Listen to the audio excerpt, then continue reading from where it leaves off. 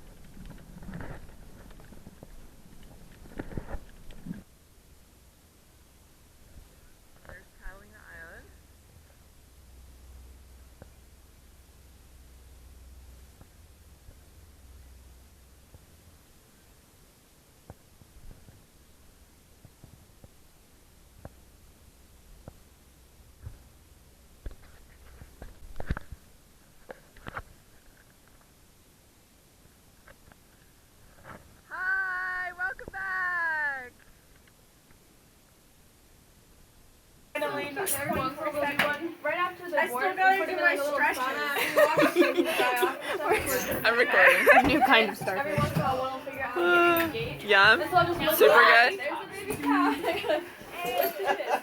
Yeah. Oh, shit, take that.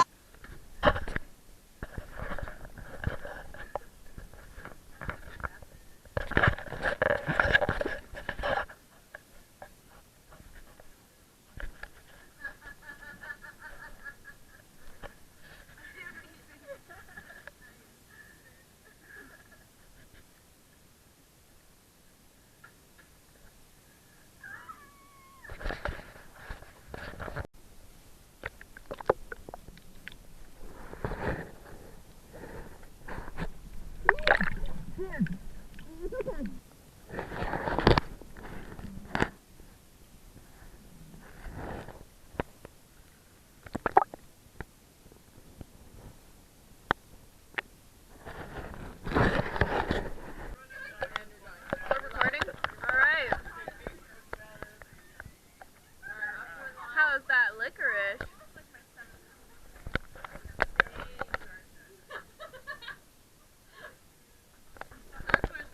Hey! Wow, okay.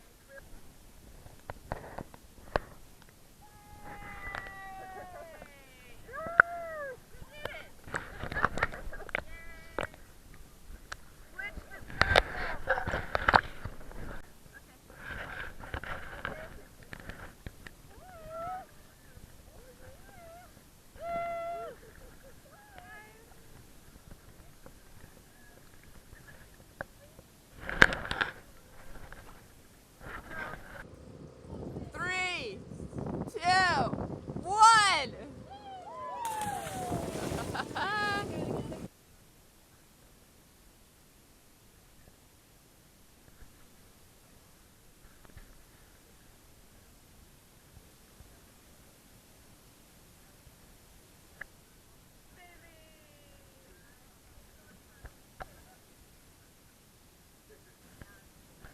Hello, Amelia. Welcome back. Take her out of the water.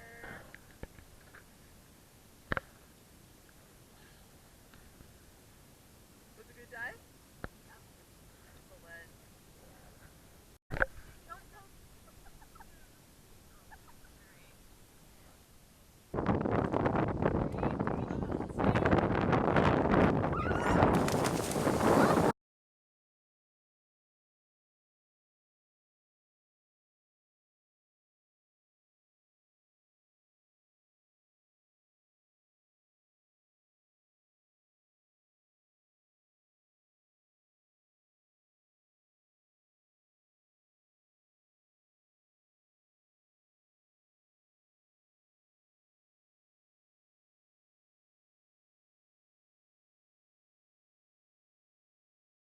Okay, so We're so excited.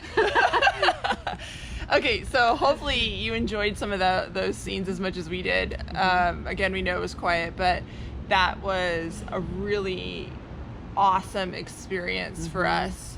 So we're not sure, obviously, what takeaways that you had from that, and probably all of the takeaways that you had were valid. Which, by the way, take the time to on the YouTube channel on where you can type in comments and create conversation threads. Please, once we're done giving you our takeaway here, which we're going to unveil in a second, please add your takeaways that we maybe didn't even know of or mention for the benefit of everybody else watching. That would be so cool. Our first comment. That would be amazing.